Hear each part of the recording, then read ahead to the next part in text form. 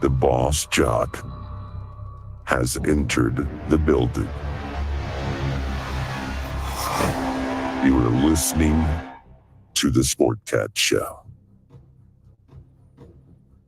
That's right, ladies and gentlemen, boys and girls, children of all ages. You have the one, the only Sportcat. I'm here with you for the next 2 hours to tickle your ears. And I don't know, we're going to talk about a whole bunch of stuff. Come over and find us. I know you're listening on Radio X in Australia and Dare Media, as well as all the Yerg's radio affiliates. But if you want to see my ugly mug, which I really don't know why you would want to, you can find us at the Sportcat shows. So come check it out. We got a great chat. Denise is here. And we have Chris, as usual, my two regulars. They keep me straight. They also remind me to tell you to please come over and to, here we go. Oh, well, I forgot Wendell. They also tell us to please come over, like, share, subscribe. Hit that thumbs up button because the YouTube algorithm just, it doesn't like me with some of the things I say. Not that I'm not a nice guy. I mean, some days I am, but I don't know.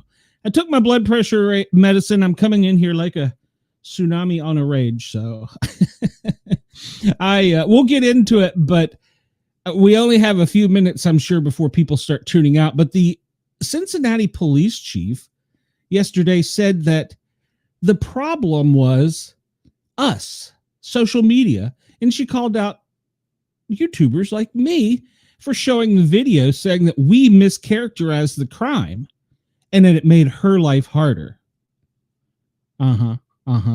So we're going to get into that. I just took my blood pressure medicine, so let it get in, let it work a little bit. But let's start with what we normally do, and then we'll get into the news and have me ranting, I'm sure. So we always start off with a little bit of a history lesson because you can't learn anything about life unless you do some, oh goodness, unless you do some history. In 30 BC, good Lord, Battle of Alexandria, Mark Antony achieves a minor victory over Octavian, but most of his army subsequently deserts, leaving Octavian's invasion of Egypt. I almost said England. 1178, Holy Roman Emperor Frederick Barbarossa is crowned King of Burgundy. He's a king of a color. Why was he a Holy Roman Empire? So Wendell says, with River Morse from Australia. Okay, welcome. Let's skip ahead a little bit. Let's get into some more things that 1869, world's first oil tanker, the Charles, departs the United States for Europe, carrying 7,000 barrels of oil. That's in 1869, and yet they don't want us to have oil exports now. Why? I don't know. 1935, the first Penguin book was published, starting the paperback revolution. Ariel by Andre Morios. Never read it. 1948, professional wrestling premieres on U.S. Prime TV. Dumont Television Network. I don't even remember that one. Do you remember that one, Wendell, in 1948? 54, Elvis Presley joins the Memphis Federation of Musicians Local 71. 1884, Jack Dempsey fights George Fuljames, I don't know, in what possibly the first middleweight fight with boxing gloves. 1930, first FIFA World Cup, and it was Uruguay beats Argentina 4-2, the inaugural event. Okay. And let's see, what's next here? We got 762 CE, Baghdad is formed. Okay, well, that's good. It's founded by, I'm just not even going to pronounce the name, so. It was intricately designed city and one of the most important in the region until the Mongols conquered it in the 13th century. Today, the Baghdad is capital of Iraq. That is correct. Otto von Bismarck died in 1898. A Persian-born statesman and first chancellor of the German Empire dies at the age of 83. He's one of the most influential figures in German history. As a statesman, he oversaw the unification of Germany and gained a reputation in Europe as a master diplomat and peacemaker. Under his under his leadership, modern Germany began to take shape. 1945, the U.S. Indianapolis is sunk by Japanese torpedoes in the Philippine Sea, plunging 900 men into shark-infested waters, and as many as 150 were killed by sharks. Good Lord. 316 men survived. 1975, well, Jimmy Hoffa disappeared, and they're still looking for him. So, where is he buried?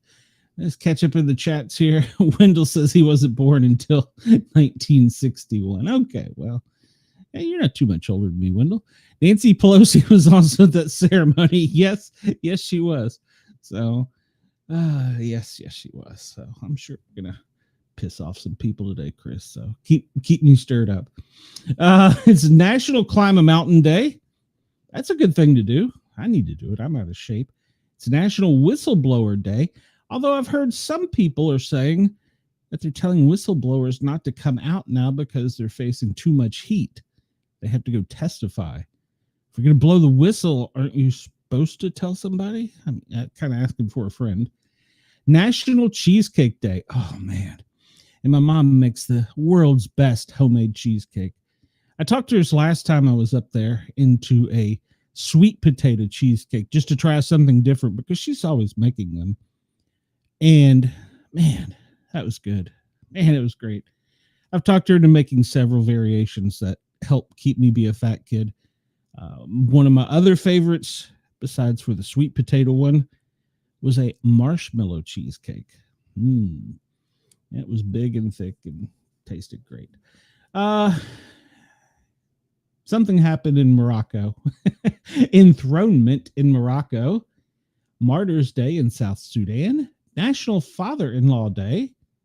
National Support Public Education Day. We should. Paperback Book Day. I guess that's because the first paperback book was published. It's probably in Pelosi's library. Share a Hug Day. I understand there's some controversy now about hugging thanks to Pedro Pascal.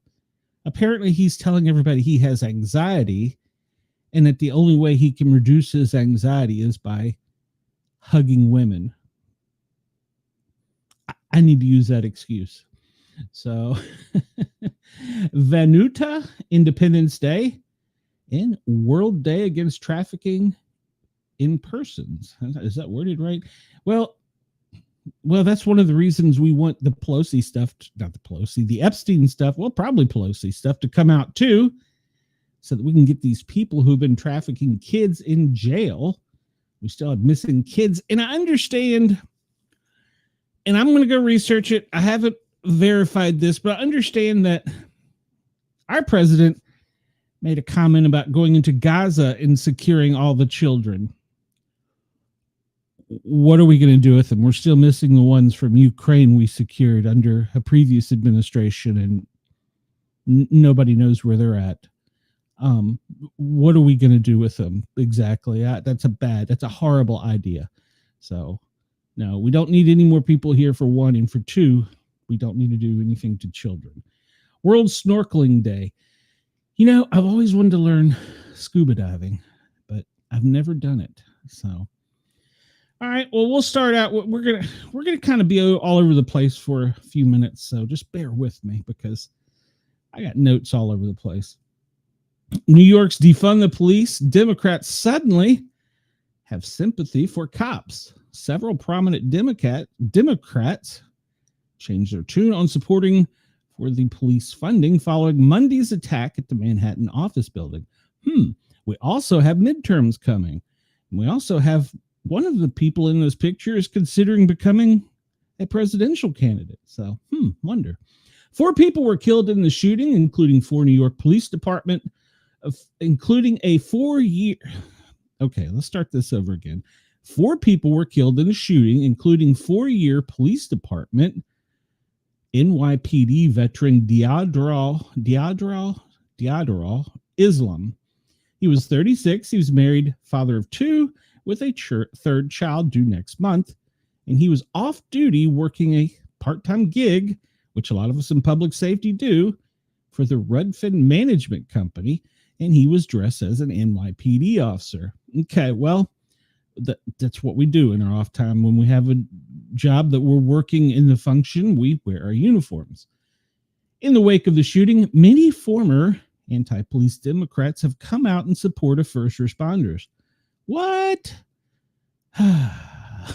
New York City Socialist mayoral candidate Zohan Madani. I got to learn to say that because we're going to be saying his name a lot here.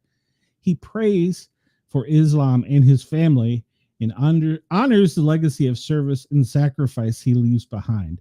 Well, remember, we also learned yesterday that upon hearing the news, his father had to be rushed to the hospital and had a stroke, a CVA.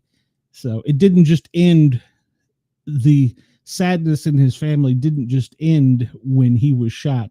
That's a generational changing thing with his kids, with his father, with everything. So his comments on Monday's shooting vastly differ from his previous thoughts on first responders, including a November 2020 post that reads, "Queer liberation means defund the police." What?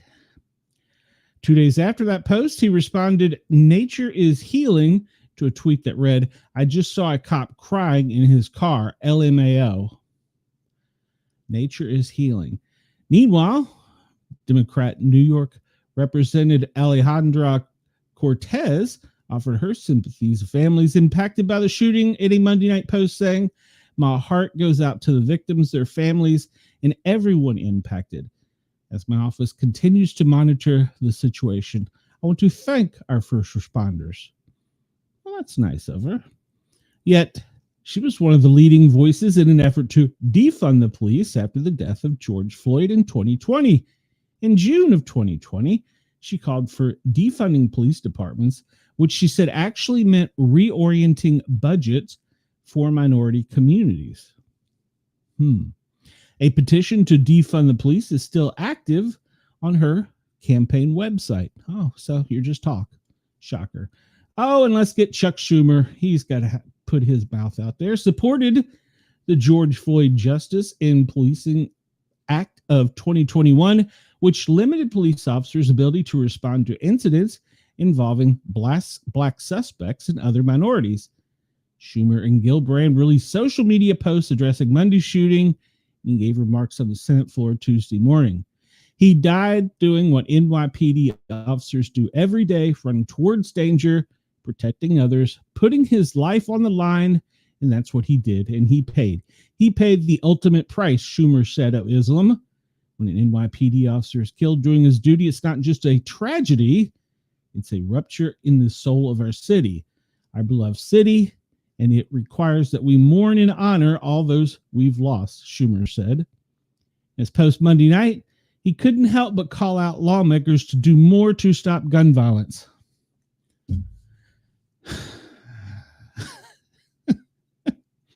I don't know. I'm assuming that I have some listeners right now that somewhere in their sock drawers, between their mattresses, in their closet, they have a firearm that hasn't shot a single soul. But in June of 2020, he was soft on national defund the police riots, calling for Republicans to not spend time on fringe conspiracy theories. He was also historically in favor of gun control, offered both her sympathy to the victims and her gratitude for the first responders in the incident. "I'm grateful for the extraordinary first responders, and I'm praying for the families of NYPD officer Islam," Gillibrand wrote. "He honorably served his community, and he will be remembered for his courage." All right, so everybody remind me in about 30 days to follow up on this story and see if they vote to give him the Public Safety Police Act benefits. Well, not him, but his family, which is a large sum of money from the federal government, plus all kinds of help and assistance to the family. If you die in the line of duty, firefighters and police officers are supposed to get that. But when you're in a part-time job or an off-duty one, you may not necessarily get it. It has to be approved. So let's see if maybe they still remember this. So Chris says, all it took was a police officer with the name of Islam to get to the left to love the police. Yeah, well, that and it's a midterm coming up. So, all right, we're going to talk about how we're going to get into the tsunami and all that, but I know by now all of you all know all about that. So we're going to just talk about other stories. So remember, we talked about how over the weekend there was mass casualty shootings in the city of Atlanta, the city where I live. And, well, they say the heat is the contributing factor in the violence. Atlanta hit 100 degrees for the first time this year, and officials say the extreme heat may be playing a role in a recent wave of violence across the city. Following a string of weekend shootings, Atlanta Mayor Andre Dickens acknowledged the seasonal spike in crime, stating, "We know that summer months often bring some of the most challenging times when it comes to crime and gun violence in our communities.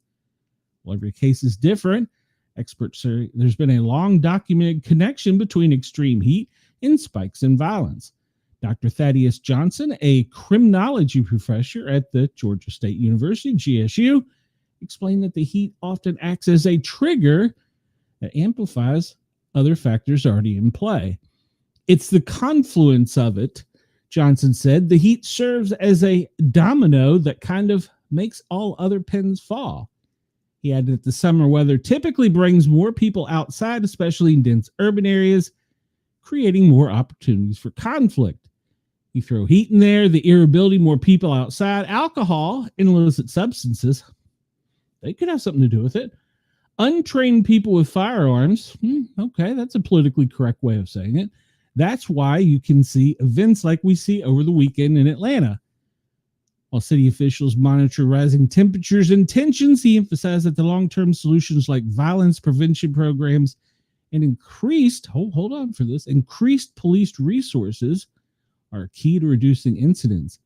Despite this week's increase in violence and property crimes, police report that overall crime is still down 9% year to date, according to Atlanta police.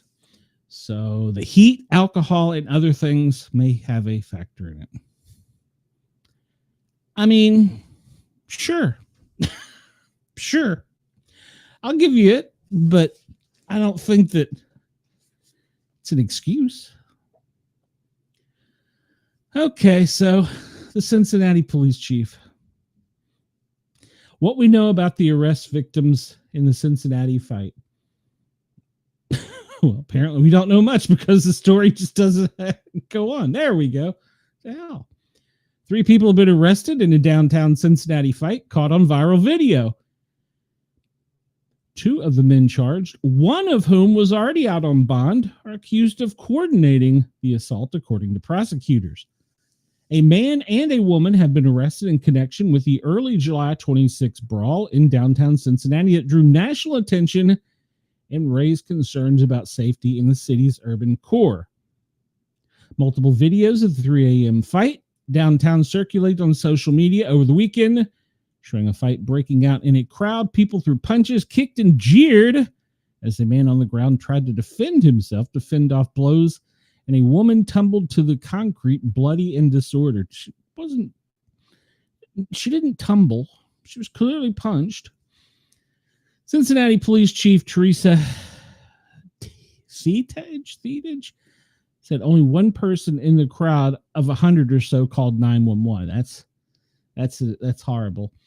At a community meeting on the night of July 29th, the chief, who has lashed out at bystanders of the fights, bars at the hold on, we're going to try this again. At a community meeting on the night July 29th, the chief, who has lashed out at bystanders of the fight, bars for overseeing, and the media criticized the city's portrayal on national news and how the fight has been used as political ammo.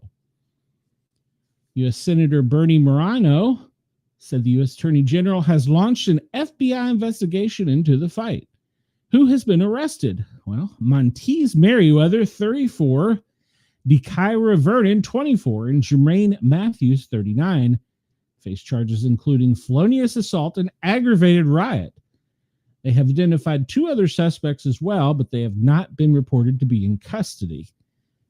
Merriweather was out on bond when the police say he was involved. So he was already out on bond. He received $500,000 bond at a July 30th arrangement, and Matthews was giving $100,000 bond, although judges expect to set an additional bond on 31 July. Vernon is accused of inflicting serious physical harm to a woman by striking her in the face during the fight. Didn't we just say she tumbled? So he's accused of inflicting serious physical harm to a woman by striking her in the face during the fight before the woman lost consciousness, according to court documents. So the court documents even show it, but the media here wants to report, this is a Cincinnati Enquirer, wants to report she tumbled. Okay. Words matter, people. Where was the, So, according to court documents, her bond was set at $200,000. By the way, they're all out. People have paid for it. I don't think the one guy is out because he broke his bond. Cincinnati Police Detective Barney Blank said the video of the incident shows Meriwether walking up to Matthews, whispering something to him, and approaching one of the victims from behind, striking him in the face. Meriwether and Matthews then chase the victim, who was trying to retreat, to the ground before punching and kicking him. Blank said the detective added that Meriwether went after another man. We believe that he coordinated with Mrs. Matthews, Blank said. Some of the videos posted on social media showed that the fight began as two men circled each other and the crowd gathered. A few people stepped between them in an apparent attempt to calm them down. One man appears to slap the other. At that point, more people join in, attacking the man who delivered the slap, kicking and punching him after he falls to the ground. Another video shows a man moments before she's knocked to the pavement approaching the men involved in the fight. Moments later, a woman in the crowd runs up to her and throws a punch as she stumbles backwards. Another man punches her in the face so forcefully she goes limp and lies on the streets dazed. Didn't we say she just stumbled? Were they hospitalized? Well, a spokesperson for Cincinnati Police told USA Today on Tuesday in an email that two victims did go to the hospital the following day with, at what the time were non-life-threatening injuries. They were treated and released. I'm sure they had concussions. He added that he does not know what the status of their follow-up care is. I'm going to circle back to that. Have downtown residents expressed safety concerns? Well, apparently they have called for a real plan to help with this. More than 100 people packed in a community meeting with the Cincinnati leaders Tuesday night that had been scheduled before the fight. I will not tolerate lawlessness on the streets, the police chief said during the meeting at the Cincinnati Public Library. I owe it to you as a people who live and work to get the lawlessness under control. One resident questioned the department's response to the fight during the early hours of the Saturday morning, asking how many 911 calls for noise complaints and other disorder police received prior to the fight breaking out. A woman claimed that there were at least one indicating she had called that night. Downtown was hopping. It was loud. It was crowded. It was noisy, she said, admitting she did not have the exact number of calls for noise complaints or disorder that night. The chief said there was only one other medical run for the fire department that evening that she knew of. We're going to get back to that. The latest crime data provided by the city shows shootings are down when compared with data from this time last year, but property crimes, particularly in over the Rhine and downtown, are up. That must be an area. Yeah, in downtown and over the Rhine, there have been nearly double the number of burglaries, breaking and entering incidents, and thefts down from cars so far this year. They must be trying to get to the air conditioning. Citywide, there have been 34 reported homicides compared to 30 last year. More than a third of those killings have happened in the past month. Oh, there's the heat again. And over the Rhine, there have been 5 homicides this year, 3 of which have been in the past month. Reported shootings remain down across the city. Cincinnati police report 110 people have been shot so far this year, compared to 142 at this point in 2024. And how have Cincinnati national figures reacted to the fight? Well, the mayor said he is confident arrests are forthcoming, and that he is outraged by the vicious fight that occurred downtown. Vice President J.D. Vance was questioned while he was giving a speech. He said there's way too much lawlessness in American cities. Harmeet Dehan, I'm probably butchering that, Assistant Attorney for the U.S. Department of Justice Civil Rights Division retweeted a post on X from Ohio Senator Bernie Moreno and said, "Our federal hate crimes law apply to all Americans, and that the division will monitor how local authorities handle the incident." Hamilton County Prosecutor Connie Pillage said in the statement of the Inquirer that she will prosecute the attackers to the fullest extent of the law. Elon Musk, what the hell does he get to do with it, retweeted a video of the fight and said the guy almost killed this woman, aggravated assault. He later called for the police chief's resignation. I am calling for your resignation, Chief. Resign. There, all right, at me. Because she didn't answer questions. She didn't just not answer. Well, okay. And then the mayor candidate, Corey Bowman, the half-brother of U.S. Vice President J.D. Vance, called for the immediate resignation and removal of city manager Cheryl Long. Don't know Cheryl Long, but I can tell you the police chief needs to resign because she came out swinging hot for the fences and blaming everybody but the criminals. We're going to cover that in a minute. She came out blaming me. She came out blaming social media. She came out blaming alcohol. She came out blaming bartenders. And while she did all of that, she did not have her data and facts correctly. In this, on Tuesday night, she noted that there was one call for service by the fire department. I cannot speak to the number of ambulances and stuff in the city, but she stated that she did not know if they sought EMS assistance. Okay, you've got two people that have been beaten unconscious. One is bleeding from the face. Why did your police officers not call for EMS? That's the first question I have. My next question is, why do you as police chief not know if ambulances were dispatched? And then the next night at a meeting, you don't have the 911 printout of all the calls for service citywide, all agencies with you. You're incompetent as a police chief. You need to resign.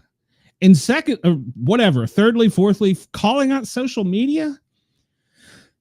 For previous members of the Cincinnati Police Department, four previous members of the Cincinnati Police Department are suing the police chief for workplace discrimination against white males on the force. I'm seeing a pattern. The lawsuit brought by Captain Robert Wilson and Lieutenants Patrick Canton, Gerald Hodges, and Andrew Mitchells on May 19th alleges the city and police chief partook in intentional and discriminatory practices based on sex and gender. According to the Cincinnati Enquirer, the officers asserted that they suffered harm, damage to their professional reputations, and emotional distress as a result of the department's alleged favorable treatment towards women and racial minorities. The city and chief have actively and systemically undertaken efforts to promote, advance, and make promotion and assignment decisions that are preferable to women and minorities and to the inclusion of white males, the lawsuit reads. The officers said they were passed over for preferred assignments, which include good benefits and are seen as career-advancing roles, according to the Enquirer. They further allege that since the police chief became chief, a race-based quota system has been used to promote women and racial minorities to the rank of lieutenant. The police department has not responded to the, who was this? This was the Daily Caller in Cincinnati for comment. Wonder why.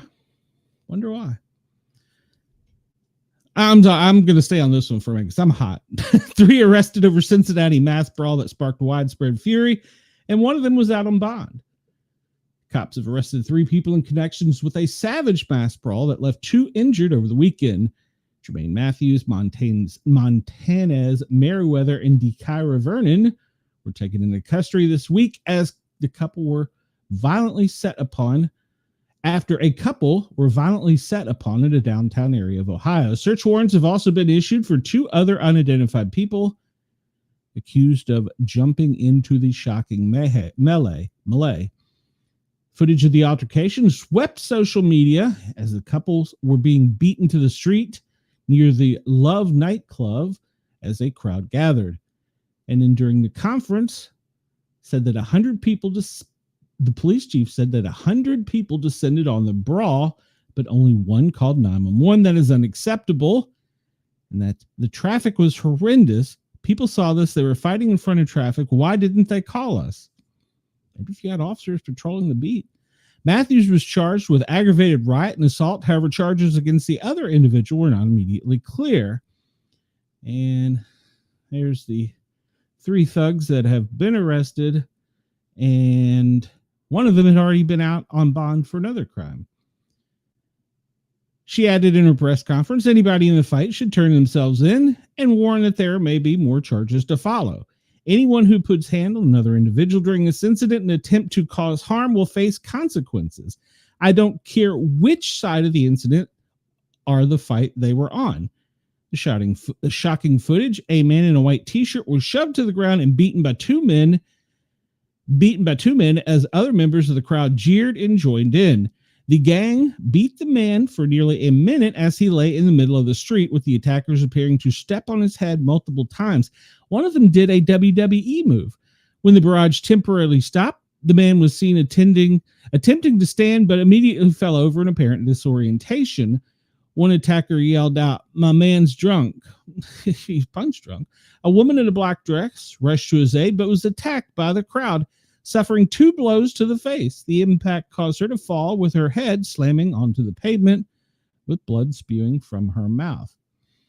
And so you're a police officer, and you see a female like this, and you don't call for an ambulance. What is wrong with you? It's gained attention among conservatives on social media. I'm a conservative and a libtard, apparently, I've been told. The couples were seen being attacked by the mob have not been named, although Ohio gubernatorial candidate Vivek Ramaswamy has identified the woman as Holly. He said on a social media statement, "I spoke to Holly earlier today. The woman tragically assaulted in Cincinnati." And he's being called out because he only spoke to the white woman. What is wrong with people? She is a single working mom who went to her friend's birthday party. It's unconscionable that there were no police presence in that area of Cincinnati on a Friday night, or even an ambulance to take her to the hospital. Well, the ambulance was at the station. And according to the chief, 2 nights later, or 3 nights later, they only had 1 call. So there should have been an ambulance available for call. I mean, I would think they got more than 1 ambulance in the city. So anyhow, they want to end the wokeness and control the city violence. But I think that the left, am I saying this correctly? The one that wants the summer of rage, yeah, they might have got the summer of rage they didn't want. So let's see. Chris says Johnson's temperature theory is horseshit. Agreed. And if heat is an excuse, maybe menopause is too. Hey, maybe. All right. So the New York City shooting, if you remember, the comment I made was that he was a football player, but he never played football. Think about that for a minute. I said that, and now details are coming out that the massacre was against Blackstone's executive Wesley LePonter and 4 other victims in the Midtown. Well, they're comparing him to Luigi Mangione. Employee with Blackstone was one of the 4 confirmed victims killed by Shane Devon Tamura, and now many are comparing it to the Luigi Mangione's incident, the alleged shooting of the United Healthcare CEO, because the investment management company shared its The investment management company shared its disbelief at her passing in a heartbreaking statement. Word cannot express the devastation we feel, the statement read. She was a blood member of Blackstone family and will be sorely missed. She was brilliant, passionate, warm, generous, and deeply respected with our firm and beyond. She embodied the best of Blackstone. Our prayers are with her husband, children, and family. All right. Well, according to the investigation, she was believed to be hiding behind a pillar when she was shot and killed by the crazed gunman who was to have suffered from CTE, a degenerative brain disease associated with frequent head injuries. LePatner worked as a senior managing director of a real estate in New York Blackstone. According to the company's website, she was the global head of Core Plus Real Estate and CEO of Blackstone Real Estate Income Trust. News of LePatner led to many recall Mangione's alleged crime. The 27-year-old who was accused of killing United Healthcare CEO Brian Thompson. It's scary, the president that Luigi started, one commented on a social forum. This example is similar to the guy that was mad at the NFL and wanted his revenge, but in contrast ended up miscalculating and killing people who were completely unrelated to the issue. He was found with a suicide note in his back pocket, which was 3 pages long, they're now saying. And it was written while he was on the 33rd floor. Think about that. He had time to write a 3-page note. No one in that office had a weapon. Another person in the forum claims someone called him a folk hero just for shooting a cop, and others are saying that he is like Luigi. Another Luigi, a user asked. Another added, he got his target and spared bystanders. He should be in jail. That CEO didn't deserve to die, but I can see how it's easier to be sympathetic to him versus the reckless shooting that only killed bystanders. One theorized, keep making life difficult for average working class people, and you'll get more Luigis. Mangione faces federal charges, but he had already pled guilty to all of them. RadarOnline.com reported surveillance footage captured him walking into 345 Park Avenue. We're going to show that in Manhattan, where the NFL headquarters are located, carrying an M4 rifle. It was not an M4, it was an AR. M4 is a military weapon. That's what the M stands for. Upon entering the building, he immediately opened fire on NYPD officer Islam, who was branded a hero. Okay, well, he was shot in the back because he never saw it coming, because this guy was a coward. NYPD Commissioner Jessica Tisch said of Islam, he was doing his job that we asked him to. He put himself in harm's way. He made the ultimate sacrifice, shot in cold blood, wearing a uniform that stood out for the promise that he made the city. After he killed them, RadarOnline.com has learned was not affiliated with any political party, took the elevator to the 33rd floor where he shot LePatner, a 46-year-old security officer, Aliand Etienne, and a Rudin management employee, Julie Hyman.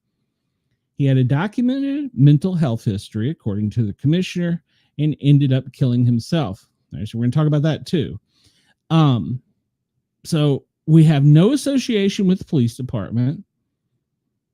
He took the wrong elevator. That could happen because if you pick the wrong elevator, you can go to the odd floors, you can go to the even floors. I'm still with, okay.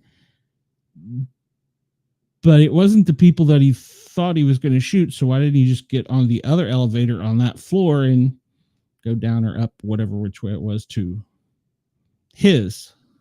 Okay. So there's that. We'll not even talk about the fact that CNN was trying to call this a white shooter. Well, okay. So this comes to us from Time Magazine. What to know?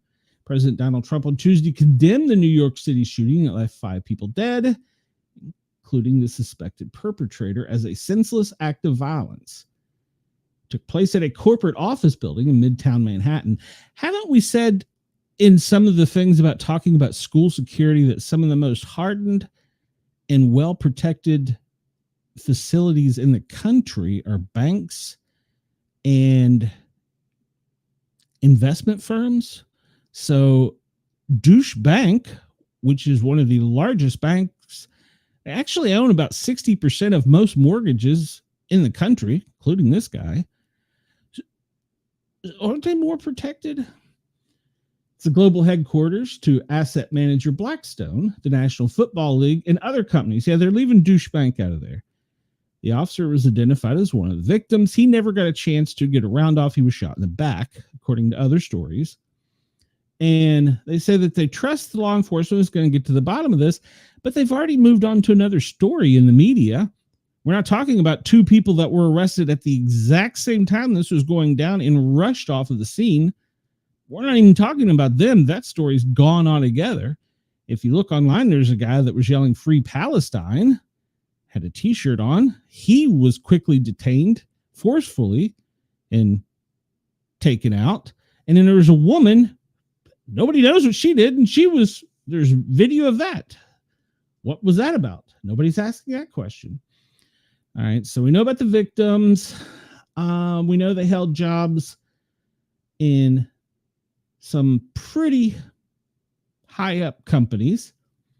And let's see, what do we know about him? He was 27 years old. He was a resident in Las Vegas. He was reportedly born in Hawaii. His motives are still under investigation as we are working to understand why he targeted this particular location. Initial indications are that he traveled cross-country through Colorado on 26 July, then Nebraska, then Iowa, on to Columbia, New Jersey, as recently as Monday afternoon. If you're wondering how they know he traveled through these places, it was flock cameras. Flock cameras are cameras that take pictures of your vehicle as it goes through. That's how they track us. She said he had a history of mental health, according to Las Vegas authorities. And then initial checks of its system did not reveal any information about the subject. He had a history of mental health, but he had a concealed carry. All right. So did he target the NFL? Well, they're reporting that he did, which was headquarters on the 5th floor, after papers were found on his body indicating he had grievances with the league over its handling of CTE. I thought it was on the 5th. He went to. When you go in the building, it probably says there's a sign saying what is where. He can only be diagnosed with CTE post-mortem because they need a brain examination. We're going to get to that. They believed NFL players believe they had the condition which has been linked to suicidality. He played high school football when he was younger and described as a standout running back in a video from 2015 at the Granada Hills Charter School. It was a private school. Issued a statement saying that he had no connection with the school since his withdrawal a decade ago. And the school will cooperate with law enforcement. They were horrified about the incident. Okay, so he played high school ball at a private high school. So we're not talking about the money he probably had, his parents probably had. We don't know their background. Somebody said that they thought that his dad was a LAPD officer or something, was a police officer somewhere. So I don't know about that. I can't confirm that, and obviously it isn't in this. But okay, well, this picture's been edited, so let's talk about this picture for a minute. This is him. We're not going to talk about the race for a minute. They're saying that he was wearing body armor. Usually body armor is worn over clothes. We're going to say, I'll show you here in a minute if he should have put it on. So, but they're saying he was wearing body armor, but there is no body armor visible. And you think of body armor as the big heavy vest with plates. All right. So there's that picture. And then he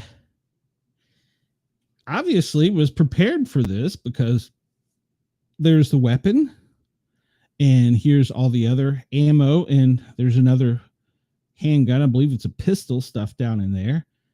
He would have had time to get his vest on. He was double parked. He got this out and walked into a heavily armed fortified building with a long arm 30 round magazine clip. So if he had body armor, you would think that he would have put it on before he took this out of its thing. Just throwing out theories here. I don't know anything else. But this is the picture that got me to thinking.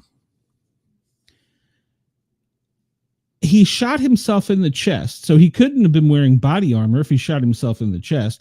I mean, true, he could have, because it may not have done anything for the round, but there's no signs there, and that quickly disappeared.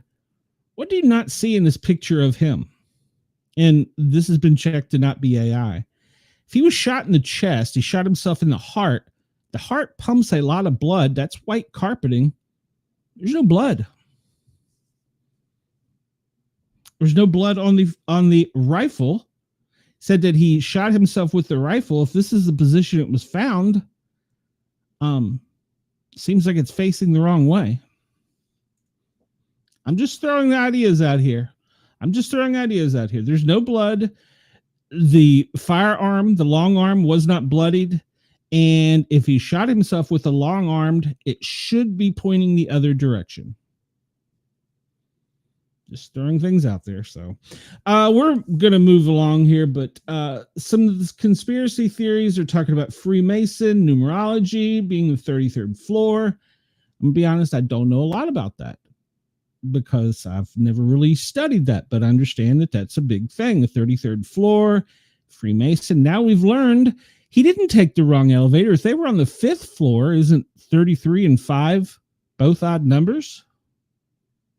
That doesn't make sense now. That I thought that the NFL was on the 34th floor. So he didn't get on the wrong elevator. Now that I've learned that. What other institutions? There's all kinds of stuff about that company online that's tying them to all kinds of shadiness and taking away people's homes. Multiple people are in home foreclosure because of this.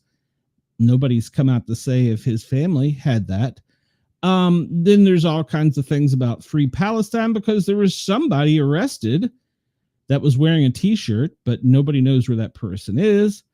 And there's no confirmed statements that he made that statement, Free Palestine.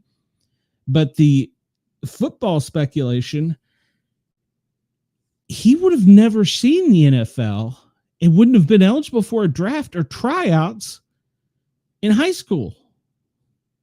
So I don't understand the NFL connection at all. He played football.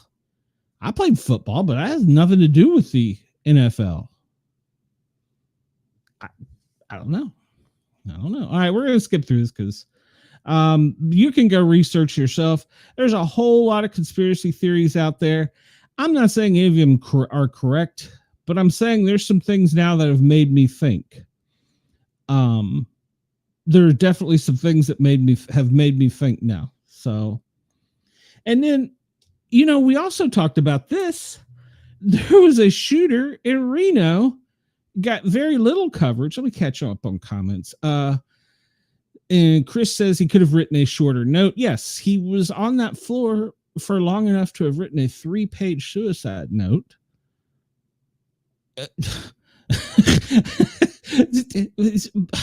And where's the blood? Where's the blood? Why is the firearm pointing in a different direction? So anyhow, the police identified an alleged shooter finally. So this happened in Reno the same day, left 3 people dead and 2 others injured. So there was one less person, and this got hardly any coverage, and they didn't come out until late last night saying who it was. It was 26-year-old Dakota Halver. He's a Reno resident, and he is hospitalized in critical condition after being shot by the police. Now, one of the reasons we haven't learned much about this is because the Reno Police Department isn't taking the lead. Another police department is, because it was an officer-involved shooting. So his firearm initially malfunctioned, but apparently he was smart enough to clear it.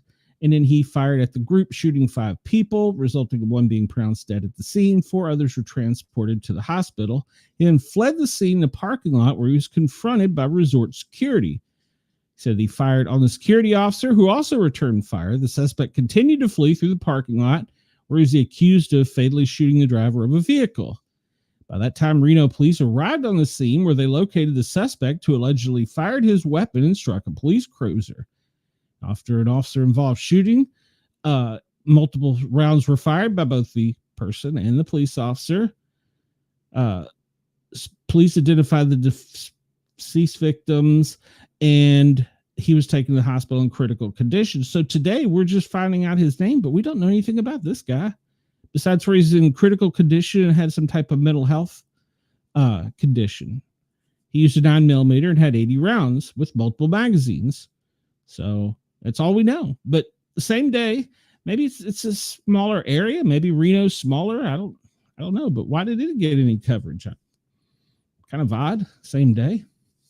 Why did they just today, or not today, last night, release his name? So in addition to the earthquake in Russia that was as much as an 8.8 magnitude, we now have a volcano erupting and a tsunami. So they're saying that the waves are going to last for hours and days, and millions of people are going to be affected by this. Everybody along the coastal West Coast, Hawaii, Guam, need to move to higher ground. And Hawaii residents tried to get to higher ground as the water quickly raised. But one of the things they were blocked was because apparently, if you're rich, you can buy your own road. Oprah Winfrey has her own private road, and she didn't open it until later. Well, she's got a press release about this. And now we have a volcano eruption in Russia. So I don't know much about Russia, but apparently this is one of their pretty vast areas. And part of where the earthquake and the volcanic activity are now occurring has affected their military. So, so now we have a volcano, and we have a earthquake and now tsunamis. So, Bay Area officials talking about California are telling everybody to remain cautious. And as of 11:45, all tsunami warnings were lifted on the U.S. West Coast. And they're saying none of that affected the U.S. But, yeah, you can see it was crazy. Some of these videos, the earthquakes, there's one of, I see that was just a hospital. There's one where it's like a quickie mart, and the poor girl, she was lucky she didn't get killed as everything was falling.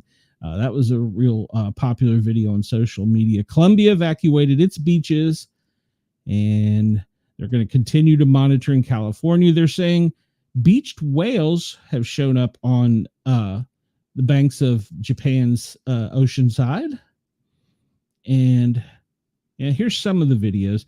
You can go online and X, talk about how to prepare for it. We'll get into that here in a second. There's no reported casualties, and they get into the differences and the different types of warnings and watches, kind of just like tornadoes. If you didn't know, a lot of airlines had to turn around and come back home. They've been on the air for 4 hours. They had to turn around and come immediately back home. They weren't allowed to land. And then all flights were paused to Hawaii after the earthquake. And so that's left people at the airport waiting.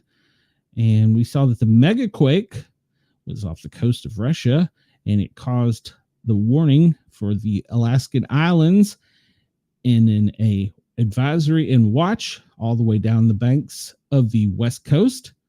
And we saw poor Hawaii. They were directly in the path of it.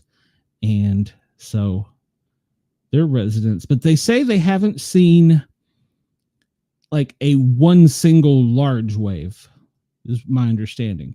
So they say that they have had waves up to 10 feet high, but they haven't had like one, like in the movies, they talk about the one big waves, but they've had waves that are up to 10 feet high, which 10 feet high, 2 inches can sweep you off your feet. So imagine what 2 feet would be. Chris, that is a very valid point. Yes, she could buy her own road, but secure orders are a bad thing. That's a very interesting point, Chris. I had not thought of. Top of the hour, it's 2:00, 4:00 a.m. in certain parts of Australia. Let's see. Do I have my time now? Let's see. Let me do that. No, it's the wrong button. Let's see. Where's my time now? I got it up here somewhere. There we go. So it's top of the hour, 2:00 East Coast, 1:00 Chicago, 12:00 Denver, 11 a.m. in LA. Phoenix, it's 11 a.m. Anchorage, 10 a.m. Honolulu, they're waking up with the tsunami at 8:01 a.m. Our friends down in Australia, it is 4:01 a.m. Brisbane, In Sydney and Perth, it's 2:01 a.m. So they have woke up to hearing my voice. Tokyo, if you're listening, good morning. It's 3 a.m. in Tokyo. So, all right, let's get back to our story. We're going to look at this in a minute, Chris, because I was interested to see on our Earth how the waves have changed, if they have. So, Hawaii Governor Josh Green urged residents to evacuate coastal areas, warning them not to underestimate the threat. It will not hit just one beach. It will wrap around the island. They were telling people to go to higher ground without delay. They did record one wave of 4.9, but they've had several that were 10 feet. And we'll talk about, let's see, this is all pretty much old news because it's happening in real time, so it's hard to keep up with as far as reporting it unless I had better, live graphs and charts. But they're going to be watching this for several days, and now I don't know what the volcano is going to do with that happening. That's crazy. So Oprah Winfrey responds to claims that her private road was closed. She responded after viral social media post claimed she kept her private road closed despite tsunami warnings, with other roads gridlocked and people fleeing the coast to reach higher grounds. They were driving off-road. They were going four-wheeling. In a statement shared with Newsweek, spokesperson for Oprah said, "As soon as we heard the tsunami warnings, we contacted local law enforcement and FEMA to ensure the road was opening. Other reports are false." Well, okay. Well, so apparently she has been living in Hawaii for part-time for 15 years, and she owns more than 2,000 acres on the land of Maui. She owns a farm located on the side of a dormant volcano called I don't know. Winfrey had a private road on the island, but has been known to open it in times of crisis, including 2019 and 2023, when she opened it to help people escape wildfires. Claims on social media that she had kept her private road closed as people fled to higher ground to avoid a possible tsunami have amassed millions of views. But her spokesperson told Newsweek that these reports are false. That road will remain open as long as necessary. Community Note has added to one post on X, 2.4 million times it's been viewed, and said the road had closed and now it's opened, according to the Maui Police Department.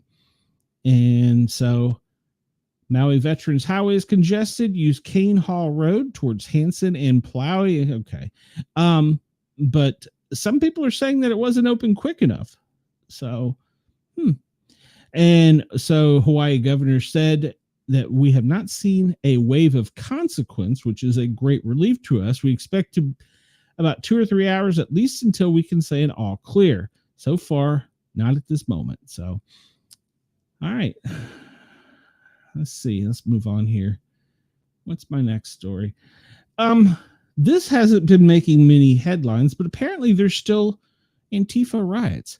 How about she keeps the road open all the time? Stop bitching when other people worry about their own safety. Exactly.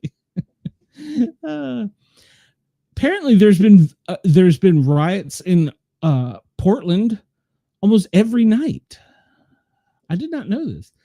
The DOJ has charged Antifa-affiliated militant who self-identified as a devout Quaker over a series of violent attacks he allegedly committed against federal law enforcement officers during a June riot. Robert Jacob Hoops, 24, of Portland, is accused of throwing large rocks within close distance at ICE officers, resulting in serious injury.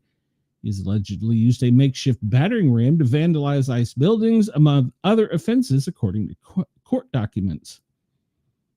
He's been charged with felony aggravated assault of a federal officer, a dangerous weapon, and depredation of a federal property, an amount exceeding $1,000. He was arrested by the FBI on 25th of July when they raided his home, and they had their guns drawn when they did so. They should have.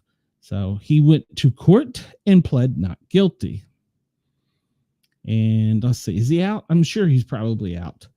I'm just going to skip ahead. You can see here the damage, but I was not aware that this was still going on every night. Every night this is still going on. These people are still damaging personal property, and they're injuring people every night. That's still going on. And this story, this one's been hidden. This story got hidden. A Lacey business owner abducted by ICE, according to online fundraiser. The owner of a mechanic shop in Lacey, a small organic farm, was taken into custody by ICE, according to a fundraiser posted on GoFundMe, which was created last month by co-organizers Carissa Miller and Anna Ortega to raise $10,000 for his legal defense to help the family. As of Tuesday morning, there was about $9,800 raised. On June 24th, my close friend and neighbor Paco was abducted by ICE. The fundraising reads, he was pulled over while riding passenger and removed from the vehicle without a warrant or receiving any information about why he was detained. His wife tried to film the situation, but ICE wouldn't let her or answer any questions, according to the campaign. He's being held at the Northwest Detention Center in Tacoma.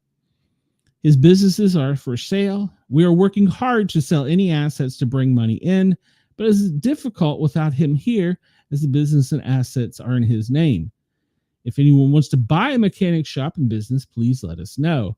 They describe him as a wonderful friend and beautiful neighbor and blah, blah, blah. He would always be there to help you, and he was just perfect. And hold on. All right. So the story gets more interesting because, well, apparently in the fundraiser they used AI, but they didn't talk about who Paco really was. He's a Mexican national wanted for murder in his home country. He was arrested by ICE and U.S. Marshals, but they've been running a GoFundMe trying to raise money to get him out. And so they're still trying to get money to get this murderer out that's not even who he actually is. They're using AI pictures to soften the story. What? People. And Antifa targeted George Washington's mother with terrible acts. Well, yes, Antifa apparently didn't get the memo and went after a monument dedicated to the monument of our first president, George Washington. They've attempted to tear down monuments and rewrite history, but they're no longer satisfied with attacking historical figures. They now feel the need to turn their attention to the mother of one of the most historical figures. How despicable. The Mary Washington Monument in Virginia was vandalized Saturday night with Antifa spray painted on it. So they're going after George Washington's mother and painting stuff defacing her monuments. What is wrong with people? Why are they... What is wrong with people? They're nuts. People are nuts. People are just nuts. And here's another one. A Mexican national accused of faking her own kidnapping is an elaborate hoax. A Mexican woman illegally residing in LA has been charged with fabricating a dramatized kidnapping in an apparent attempt to garner public sympathy and raise money through a GoFundMe. I guess it's worked out for Paco, so she's trying to do it for herself. So she's got $4,500 so far, but she's with ICE right now. She's with the real ICE now. So here's a list of cities probably over the weekend not to be in. So there you go. If you're in any of those cities, I'm just at this point, I'm trying to hit things fast to move on. So yeah, the Rage Against the Regime riots. Those are the cities. Yeah, I'm sure there's a website that tells you where to go find it if you want to join in. They found the missing minute from the Epstein jail cell, but apparently the missing minute faces the other way. But they're not showing it. Missing minute has been found in the Jeffrey Epstein tape, but it's a camera facing where you can actually see what's going on, and it isn't missing any seconds. But yeah, nothing to see here. Nothing to see. Trump says Epstein stole young women from Mar-a-Lago, including Virginia Guilfrey. All right. Well, that's interesting. That's an AP headline. I'm just skipping through it. And Democrats are using the obscure law to get the release of the Epstein files.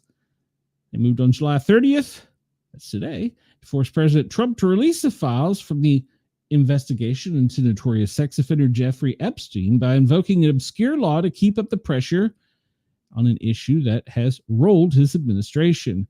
They're facing an increase in intense demands to be more transparent. And they've raised further questions by, like we said, his comments. And what's the name of the law? Senate Minority Leader Chuck Schumer, the Democrats, the Homeland Government Affairs Committee, wrote to the Justice Department asking for the materials under a section of federal law known as the Rule of Five. The measure, introduced a century ago but rarely used, requires government departments to provide relevant information if any 5 members of the Senate's chief watchdog panel request it. It's not clear if it could be enforced in court or if it will help with the efforts to put a spotlight on the issue. So it's dividing them all, Republicans and Democrats. So now we're using the rule of fives. We're going to get, this is like I said, I don't necessarily want the names. I just want to know that criminals are being put away and children are being safe. I got this one real quick. I'm not going to go into the whole article because of time, but one of our most commonly used pain medicines, Tylenol, or the generics, has caused to an increase in risk-taking. And, well, people aren't aware of the behavior or even the problems that this thing can cause. It makes people feel less emotional when they consider risky activity. They're not as scared. It's part of the way the drug works. And so there's new studies coming out, and they're also not talking about how if you take large doses of it, even over a period of time, it will do serious damage to your liver.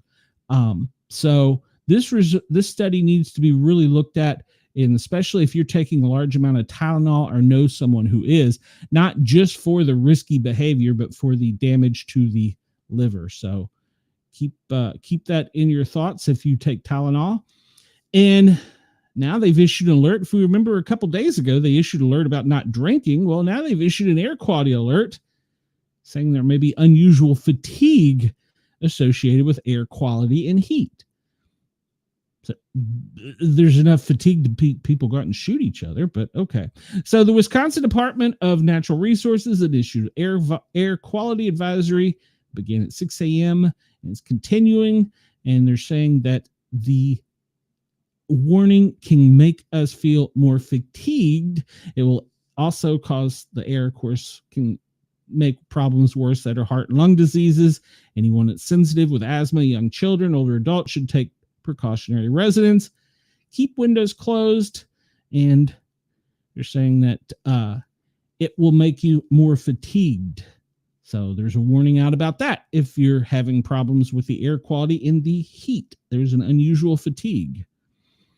DC, one more day of intense heat, and then a cold front is coming into DC. We'll talk about that in a minute. And sleepiness could be triggered by power overload in the brain. That's a new study that's out. And I really don't have time to do Ozzy's funeral justice, but yesterday there was a very large public funeral and procession for Ozzy. You can go check it out online and see. Here's some of the photos from that. So everybody, if you are interested, you can go to Daily Mail and look at that. The streets were lined and there was flowers and well-wishers all along the path to you can see here the path that the hearse took. So it was quite a ceremony. So if you got time, go check it out. Look at all the flowers and the memorials there. Wow. I'm sure the family was just overwhelmed. That's crazy. That's crazy how many people come out for him. And it's good. It's good. He was a hell of a performer. So Ozzy is missed. We love you, Ozzy. Yes, we do. All right, let's move on here because we're running out of time. And I don't want to take anybody else's time on Yerg's Radio or Rainbow X in Australia. So, all right, let's talk about the FEMA Daily Operations Brief. This is from Wednesday, July 30th at 8:30 a.m. as presented to the president. At that time, things they were monitoring were the earthquake and tsunami, severe thunderstorms in the northern plains, middle Mississippi Valley with excessive rainfall, flash flooding, northern and central plains, southwest and middle Mississippi, and of course the fire weather in the northern intermountains and central Great Basin. And of course, there's a couple of tropical storms out there too we want to keep an eye on because next month is going to get wild. All right, so the situation for the tsunami, they talk about how they were preparing for the tsunami on the West Coast, and they think that luckily it hasn't been one large wave, but there have been waves in California is 6 feet high, but there have been multiple ones, and the same went for Hawaii. They said as of this writing was 5.7, but we saw in another article it was 10. And Alaska has had increase of 3 feet at the time of this writing and down to half a feet in Washington, Oregon, 1.5 feet. In Crescent City, California, where I have family, it was almost 4 feet. But the problem wasn't just one big wave. It was multiple waves, and it's going to continue for a little bit longer. So if you live in those areas, listen to, this is already outdated. Listen to your local announcements. NOAA Weather Radio. I cannot preach this enough. NOAA Weather Radio. Get one. Buy one. Have one. They're cheap. They're good. I need to get a couple and do a product demonstration. We now have Hurricane Iona that we have to worry about, but so far it's just trolling out to sea and not damage anybody. And we have several tropical storms. So, but the problem is, as we talked about a couple days ago, that dust out here off the Atlantic that's kept all that energy down. Well, there's one area of it that is causing increased activity. So today doesn't look like there's anything more than heavy rainfall extending from Michigan down to Oklahoma and then up through the Four Corners into Montana, and spotty rain showers throughout the rest of the country, even some over on the West Coast there in Oregon and California and up in New England. Tomorrow, the heaviest rain will be over in the New England area, going up and towards Boston from the Chesapeake Bay region. And then Friday, it looks like the Carolina coast up to Chesapeake Bay is going to have to worry about some severe heavy rains. We see that for the next few days, the heaviest rainfall, well, look here along the coastal lines from the Outer Banks all the way up to Boston, actually past Boston, up to Nova Scotia, inland all the way across the Carolinas to the Appalachia, and it's going to extend down to the Gulf of America, where that band down around the Gulf of America is whipping up. And then let's not forget about our friends in the Dakotas, up in Illinois, Michigan, Wisconsin, that area, there will be some heavy rains as well. Excessive heat. Yes, it's hot out there. Holy cow. That wedge going up the Mississippi isn't as well formed as it has been. So we see that the cold front is trying to push down. That's what's causing some of these violent storms. But we see the excessive heat is pretty much most of Florida, extending up the coastline to almost to Boston. And then we look into the Appalachians in the deep south, and it's a lot of code reds there. And on the left side, the west side of the Mississippi, extending all the way past Texarkana, it's code red and code orange. The fire weather outlook, pretty much all of Washington, Oregon, but it's going to be worse in Northern California in Oregon. And there's a small area in the Sierra Nevadas that they're keeping an eye on. National fire activity. We've talked about this.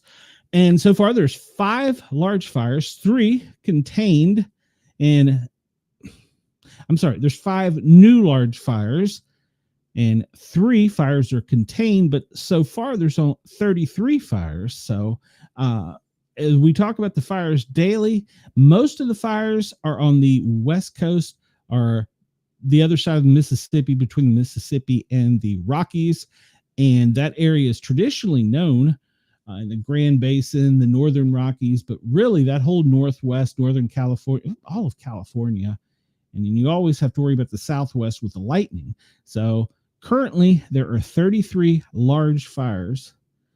And space weather outlook, we don't have much to talk about here. It's pretty benign. Nothing active, no aurora irregularities.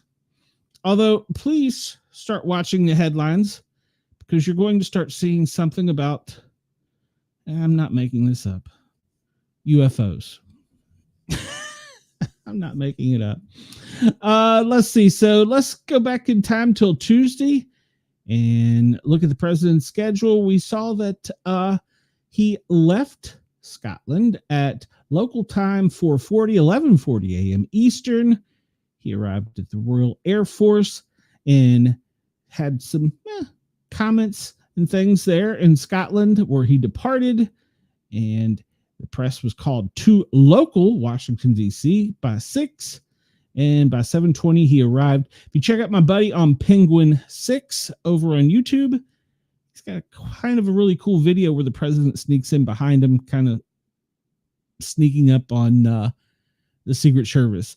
And it's kind of cool. If you know the layout, he can only get from the Oval Office to the residence by 2 paths. One of them outside under the little corridor that you'll see him walking on a lot of times. Our other one is through a hallway, but the problem through a hallway is a lot of times they have tours and school children and things. So unless Secret Service has a large detail, I mean, he can at his leisure walk through there, but the Secret Service likes to block off both ends and have a lot more control. So it's easier for him just to walk outside. Well, he was walking outside and he stopped and turned and kind of snuck back up on the press. It's kind of cool if you check it out. I forget, there's a name for what he did. A gaggle, maybe? He just kind of snuck up on him and answered a few questions. But it was so hard to hear him because the Marine helicopter was still on the ground, so it was kind of hard to hear him. So live updates from the White House. This comes to us from NBC4. They're going to be talking today about interest rates, tariffs, and he's not got a lot on his schedule. We looked at today. Probably he's getting over jet lag, if I had to guess. So yesterday he looked really tired when he come in, and I'm sure he was probably up late last night downstairs in the Situation Room watching the weather. So today's things, Federal Reserve, they're going to be talking about a whole lot. Today he's signing a VA Home Loan Program Reform Act. That's going to help a lot of people out. And DOJ is emphasizing public interest in a push for release of the Jeffrey Epstein grand jury. That story's just not going to go away. U.S. Envoy Steve Witkoff is headed to Israel to address the humanitarian crisis in Gaza. I want to get ahead of this. Be prepared. We're probably going to put boots on the ground in Gaza. Be prepared. I see this coming. Supreme Court is going to discuss the Jeanine Maxwell appeal in late September. And the FDA vaccine chief is leaving the agency after 3 months. Crest toothpaste tied to detergent Charmin toilet paper prices are set to rise next month due to tariffs. Procter & Gamble has said in their annual earnings outlook that it was below average projections and they're going to have to raise prices.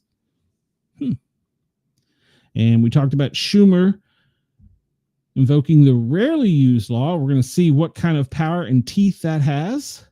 Trump says India imports will face a 25% tariff plus a penalty on Friday. Apparently, we're still in negotiation with them over the Russia and China as they're doing business with both. In fact, they told Iran that they would just give them a nuclear bomb. We don't want that. They're going to talk this week about the interest rate. Trump is pushing for a cut. A lot of lawmakers are pushing for a cut. And like I said, this is an article or headline that's going to start coming up. We're going to step up aid in Gaza. What that means, not sure. Humanitarian, we need to get food in there. We don't want anybody starving. So we need to get food, water in there to them. So we're going to look for us to be putting some kind of humanitarian. I look for the first thing we'll probably do is send the USS Comfort and put it off the coast. And then from there, we'll see. I assume that we'll see a lot more stuff. The forecast map has not changed pretty much. This is the 8 a.m. forecast as we talked about. Since we're running short on time, I'm going to skip out of this. The tornado possibilities for the United States today, very slim, but there are going to be some high winds from the Mississippi east to Boston and pretty much down in the Gulf of America. So pay attention to that possibility with some of these storms back on the Idaho, west side, Montana, that it could get some hail. Not very large hail, but there could be a chance for hail. So if you're in those areas, be weather aware. Let's look at current radar. We'll start with our friends down in Australia, since I've been ignoring them all day. And we see, well, radar is pretty clear. Sydney, well, it's currently, well, that's the right one. Right button, Glenn. So we see that in Sydney, there is some rain coming in off of the Golden Coast. Otherwise, it looks pretty clear in Australia as far as rain. Zoom out and cut across the ocean to the United States and look at the radar. And we see that coming down from the Great Lakes down really to St. Louis, that rain band is forming. And we can see some heavy rains already coming out of that storm. Let's take a better look at this in another one. I'm crazy here. All right, here we go. All right, let's try this again. Brisbane is currently, it's going to be 51 to 66 today with partly sunny skies. Melbourne, you're looking at 44 to 56, partly cloudy. And South Australia, well, it's going to be cool, 44 to 56, overcast. Perth, yeah, you're looking at 45 to 66. And Western Australia in general, 46 to 70 as a high. With Darwin, well, Darwin, you're the warm area. Brighton, sunny, 77 to 88. We'll zoom out. What buttons am I pushing wrong? Washington, you're looking at partly cloudy skies, 78 to 93. Let's go up here in Chicago and see where that storm was at. It's rainy, 71 to 82 today. And let's go down here to Kansas and see, well, it's 74 to 90. Ooh, good Lord. It's going to be warm down there as a high. And they're already experiencing the rain. It extends back over to Omaha with a forecasted high of 83 today. Tampa, you have been setting records. Currently, it's sunny with a high of 91 today. So Tampa's been setting some crazy records as far as heat. All right, this is the weather warning, and this tells us from the National Weather Service. You can go to weatherwarnaffirmtech.com and check it out, but it's always best to have a NOAA weather radio and stay updated. We see Louisiana, New Hampshire, Alabama, California, New Mexico, Iowa, Pennsylvania, New York are under a flood watch. Iowa, you're under a flood warning. All those other states should see their severe weather threats or heat. They both kind of run together. Arkansas, Louisiana, Oklahoma, Texas, heat advisory. That's for the next day and a half. It's going to extend for a long time. Extreme is going to continue for almost 2 days. There's our test message in Maryland. I don't know why. Alaska, have 5 minutes left of tsunami advisory. And in California, you have about an hour and a half left. Pennsylvania, you just have a flood watch. Special weather statement down in Florida. I'm sure that's got to do with the heat, as well as in Illinois, Indiana, Colorado. It's probably the heat. Let's see here. Nope. There's a thunderstorm in Colorado. They're tracking it on radar. Strong thunderstorms 8 miles west of Antero Reserve, moving southeast at 15. Wind gusts up to 50. Penny-sized hail. So there it is. There's that area we were talking about. We were going to be worried about. In Delaware, New Jersey, Pennsylvania, I'm sure New York, heat advisory, extreme heat warning in Kentucky, Ohio, West Virginia. Flood watch today for Delaware, Maryland, New Jersey, Pennsylvania. So all kinds of flood watches and warnings, but the extreme heat warning is what's really making the news. Let's zoom out and get a look at the current heat. Currently in Washington, D.C., it is 92 degrees. Up in Boston, it is 86.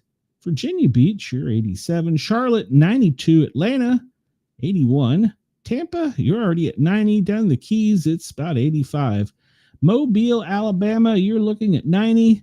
Hopping over to Houston. Oh, look at that, 95. Looks like Phoenix has got the hot number today at 102. Ooh, it's a different kind of heat though, right? Should I say Chicago, 76. Milwaukee, 70. Kansas, 90. Sioux Falls, 73. Jumping over to the West Coast, the left coast, at 72. Seattle. Down in Medford, it is 81. San Francisco, 62. Cool. And down in San Diego, 73. Let's check out our friends down under and see what the current weather temperatures are there. Currently in Brisbane, it is 56. Sydney, 54. Melbourne, 45. In South Australia, you're in the 40s. And over in the western part of the country, it's in the 50s and 60s in the northwest side. We look up here in the warmest area we see is Catherine at 77, Darwin 77. I want to go back to, let's go over here. Down where we've been worried about the tsunami in Alaska, it looks as though it's in the 60s and maybe low, 50s and 60s in Alaska. So at least they're not getting freezing rain and snow in a tsunami. Good Lord, can you imagine? All right, look quickly at electrical activity. I'm trying to move this as quickly because got lost on time here. Denver, you have a small cell on your west side that extends really all the way down almost to Colorado Springs. It's going to be moving to the northeast, coming through your metro area. And then down here, let's see, what is that? Just to the east of Albuquerque from the White Sands Missile Range, almost all the way up to Metro Albuquerque. There's a pretty good sized cell there that's putting out quite a bit of electrical activity. Jump up here to the Great Lakes and the south side of Chicago. It looks like there's a large storm up there churning up quite a bit of electrical activity. Down in Decatur, Illinois. Boy, that's a pretty decent sized cell down there. That's got quite a bit of electrical punch to it. We skip across over Oak Ridge, Tennessee. That's a pretty good sized storm. Maryville, Sevierville, Tennessee. That's a pretty good sized storm. It's got a lot of electrical activity to it. Down in Mobile, between Mobile and Pensacola, that Gulf Shores area. Wow, they're getting hammered right now. That is a huge cell.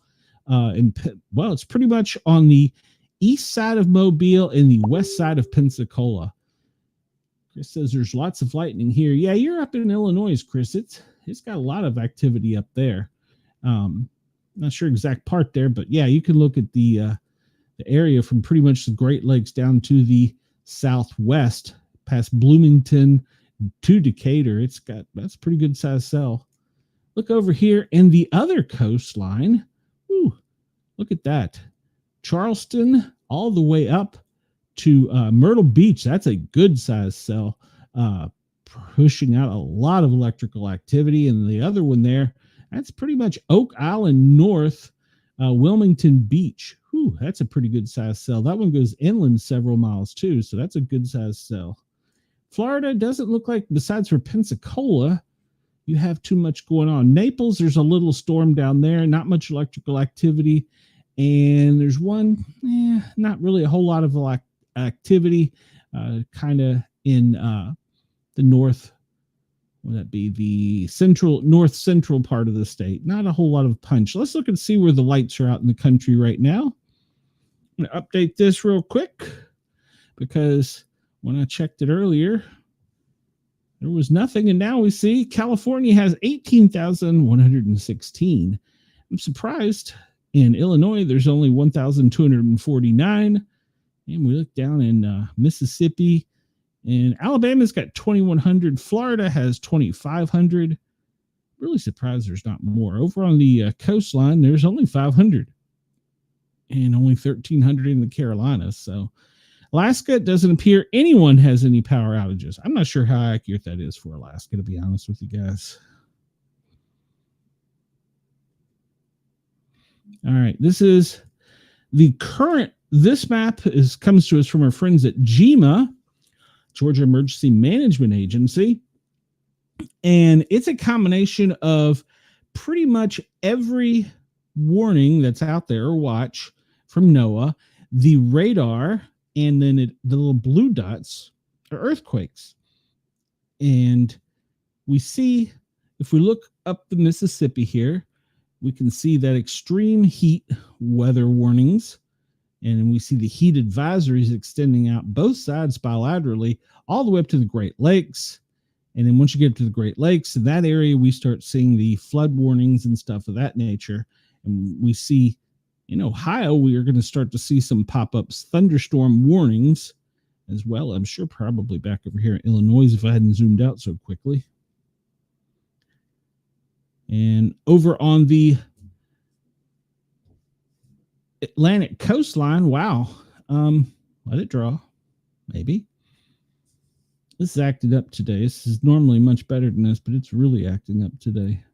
I don't know what all those squiggly lines are when it's drawing. All right, so here we go. Let's try this again if it'll let us. We see the storms there off of the Atlantic coastline where we were talking about earlier. Don't see a lot of rain activity. It's just a lot of electrical activity. If this map must not be drawing right. Yeah, I don't think it's drawing right. If we look at the,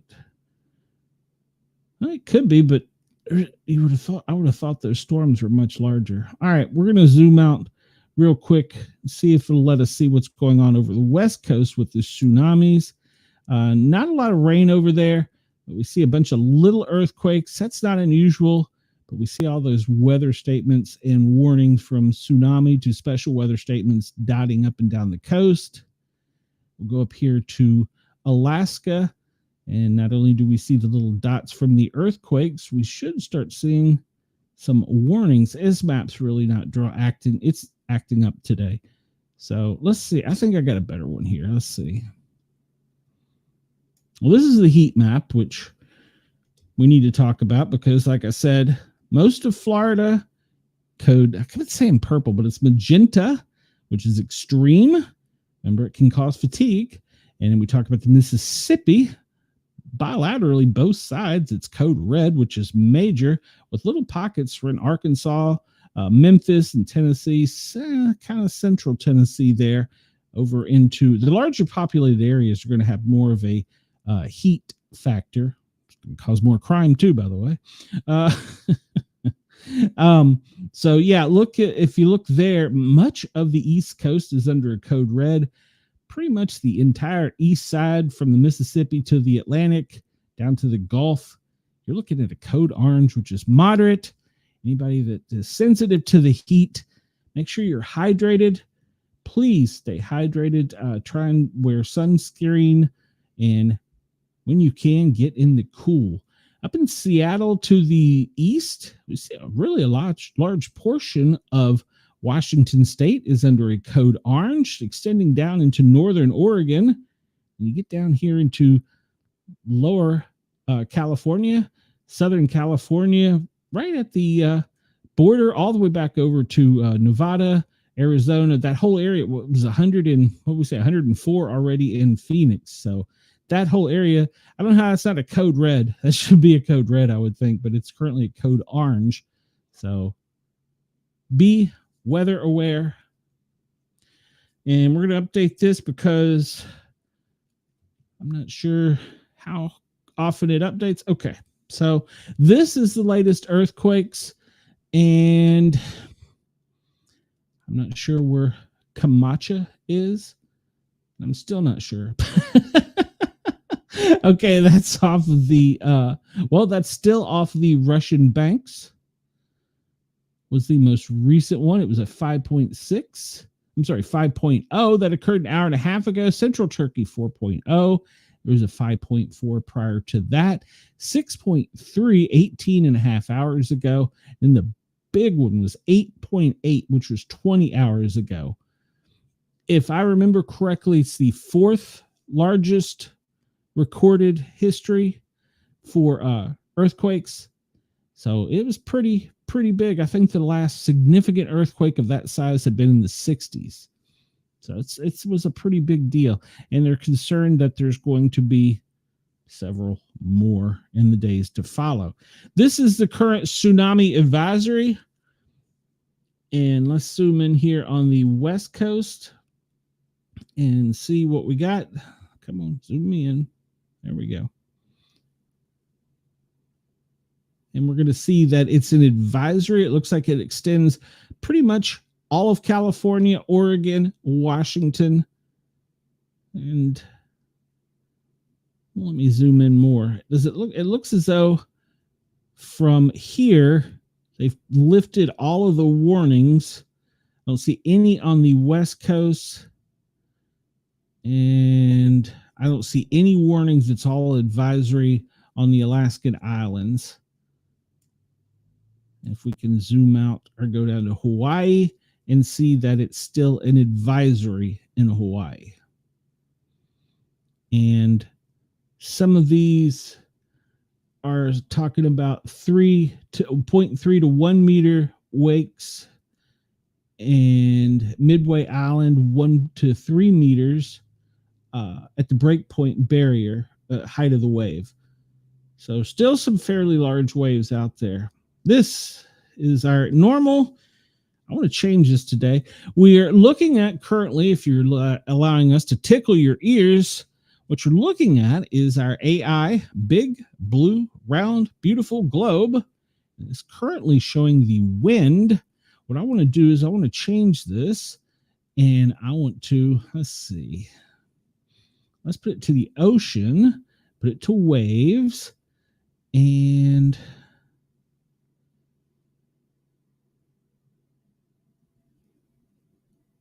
no, that's not the one I want. That's not the one I want. Yeah, that's a cool one. Oh, that's a crazy one. What I wanted to do, well, I guess that's what I want. No, that's the one I want. All right. So this is the current waves on the ocean. No. How do I close this? No, that's not what I wanted. Go away. X.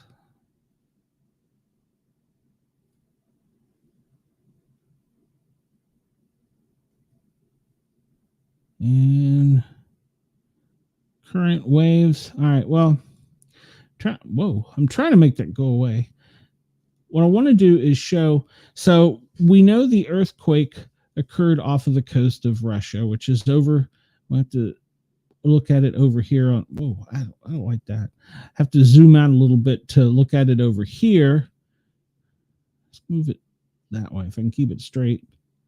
So we see it was over here off the coast of Russia, and it looks as though that it's still got waves being pushed out away from it. So it's still pretty large.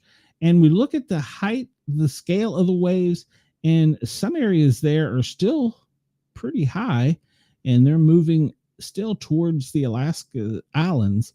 Looks like down in Hawaii, they're still fairly safe. Looks as though the current tides have changed back to, or current waves have changed back to normal on the West Coast. Doesn't look like there's any more pushing severely in. Australia, it looks as though you're in the good and clear, so nothing to worry about down there. Let's see if there's any difference with the current flow. We look there off of the coast of Russia, and we still see it pushing outward, especially around that center where it was yellow. And, yeah. It's still pushing outward, but not as bad as it was. So we'll look at the wind real quick, since it shouldn't have a whole lot of effect, but it will still be pushing the tides, the current somewhat, the waves, I guess. But yeah, you can see, I should have pulled this up last night and did a screen capture to see what the waves look like coming off of the Russian coast last night. I bet that was impressive. So, all right, let's go on real quick here because we're running out of time. We got about 15 minutes left.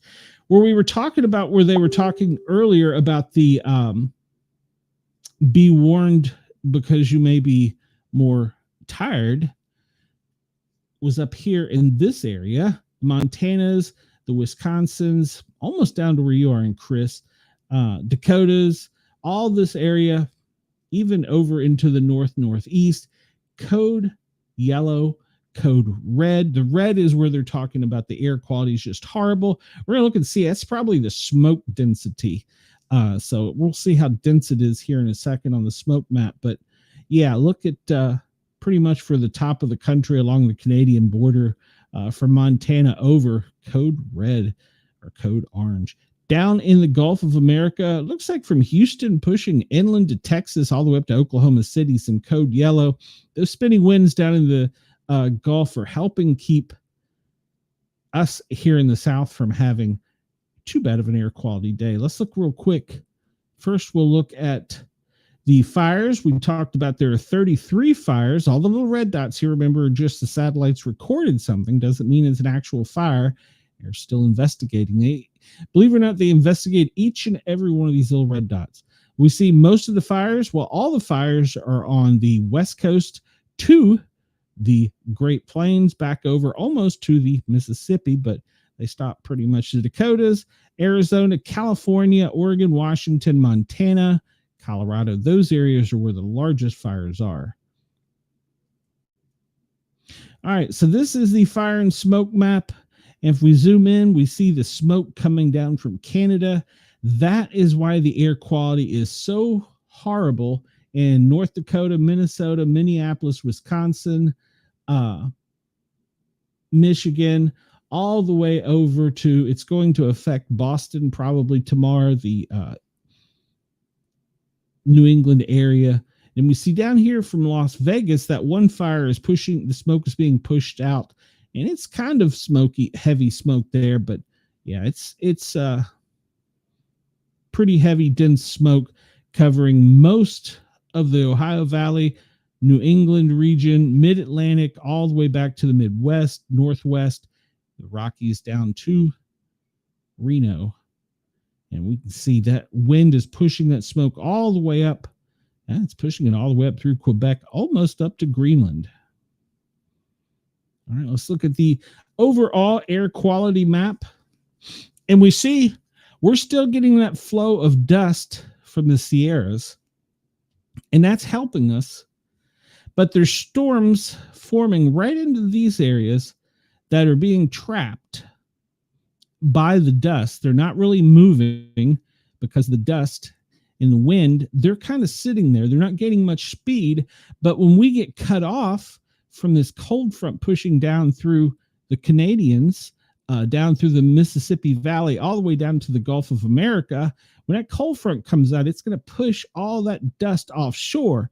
The concern is these storms here that have been building and churning a little bit, they're going to be pushed down into warmer waters, and then they're going to start moving, as they normally do this time of year, back towards the west and the northwest. And the concern is going to be, will they cross over into even warmer areas of the Gulf of America and even off the shore of the Atlantic? So there's some concern right now about that, because you can almost see it if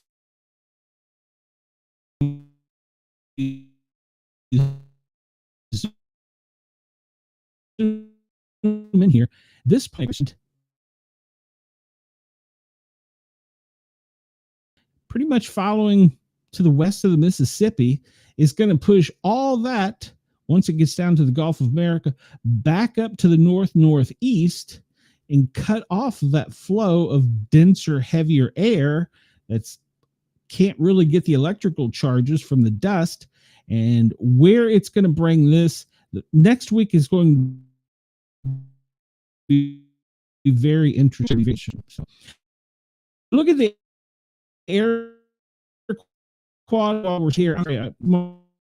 Mark, the Toronto, Buffalo. You've got some horrible air quality. You've got that smoke coming down. And then, of course, the dust, as we were just talking about, is still coming in, and it's being pushed up the center of the country and along the mid-Atlantic. So next week, be weather. Keep your eyes and ears open. I'll be watching things so you don't have to and keeping up with it, but always be weather aware. Let's see. Most recent earthquake for the United States was a 2.5 in the Alaskan Islands. And we zoom in there and look right off of the coast of Russia. Look at all those earthquakes and the aftershocks. This is why they're concerned. That was the 8.8 one, right? No, that was 5.0. This was the 8.8.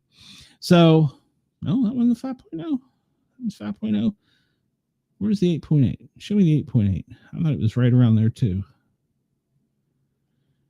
This is the reason they're concerned with waves still coming, because if you look at these are anywhere from 4 to 6 on the Richter scale. Where is the 8.0 one, or 8.8? Well, see, you go back so far and it loses it. All right, 6.3, 8.8. There we go. All right, so the 8.8 was right here, and that was, what we say, 20 hours ago. Look at all these others off the coast of Russia that have been anywhere from 5 to 6. And this is why they're so concerned, because this is still turbulent water and it's still being shook up. So that's why they're still concerned, and they haven't lifted everything just yet. So those are the most recent earthquakes. I wanted to take a look and see if we could. Can we zoom in over here? Won't let me. No, it won't let me zoom in. I wanted to see where the volcano was that's causing the issue, but it won't let me zoom in. Nope, that's not it. Volcanoes that was causing the problem here. It's over off of the coast of Russia. I was hoping it would let me zoom in. One of these others. Will this one let me zoom in on the earthquake? Let's see. Let me get my bearing straight here.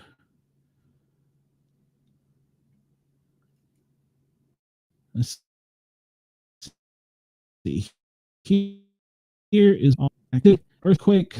Where is the volcano? Look at look at all these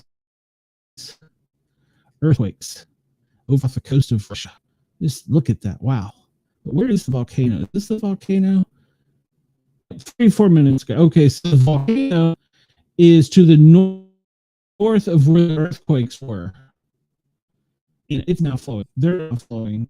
So I don't know how often that volcanic activity occurs, but if we look, that whole area is under extremes right now with the earthquakes that are occurring, that have occurred, and then the volcanic activity that is up here now. Whew.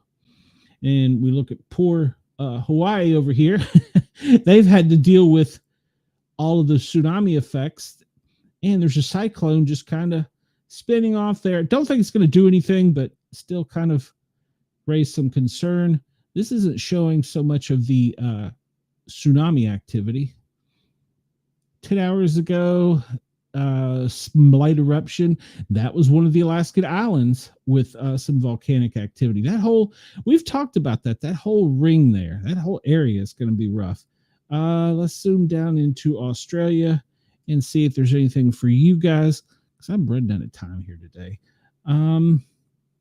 Looks like a lot of flooding and wildfires and some high winds coming off of out of the west.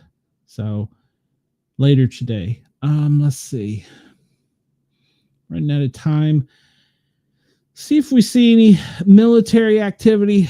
I got a message right after the earthquake that asked me if I thought that the earthquake, now I guess volcano, could have any type of military proponent to it.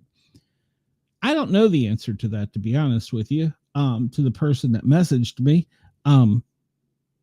I mean, I guess it could, because I believe at one point Russia said they did have some type of weaponry capable of doing that, but to answer your question, I don't know. All right, let's see. Coming out of Honolulu here, that's Canadian military. That's probably a dignitary getting the heck out of Honolulu. And that there is a dignitary, but I'm going to guess with that size plane, that's just doing maybe some island hopping. This one coming out of Honolulu is probably en route back to Canada, unless it's got dignitaries that's going to pick up their family over on other parts of the islands. Let's see up here in Alaska, there's any type of activity. Don't see anything. Coast Guard is out patrolling the islands. See that? And what is that? That's a Globemaster, some kind of troop movement or movement of equipment. And that's a tanker. So if there's a tanker there, you know there's aircraft. That's another tanker. So if there's two tankers up like that, then there's at least 60 fighter aircraft that we're not seeing. So Elvis 44. It's funny, some of the names they give these things. I have to go back and look up and see. There are specific names for each one. That's one of the special military jets that's all darked out. All right.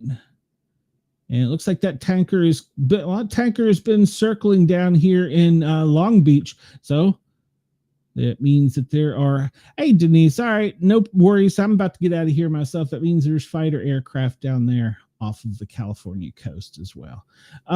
Zooming out, just kind of take a look here, see if I see anything too odd or unusual. I don't want to get tied in too much to some of these areas, because a lot of these could be operations looking for bad guys, so we don't want to get too crazy. Let's see, that is a troop movement or equipment movement. There is a whole, if you sat and looked at this daily, there is a whole path of movement of things coming and going, and you're going to start to see, this map probably won't show it, but you're going to start to see things being placed closer over to Gaza. And like I said, I really anticipate, see, there's a French military dignitary plane. I really anticipate Saudi Arabian. I really anticipate there's going to be something over there for America, boots on the ground as humanitarian peacekeepers, or I don't know what another name for them would be. So didn't see anything weird earlier. I looked in the FAA flights for NOTAMs.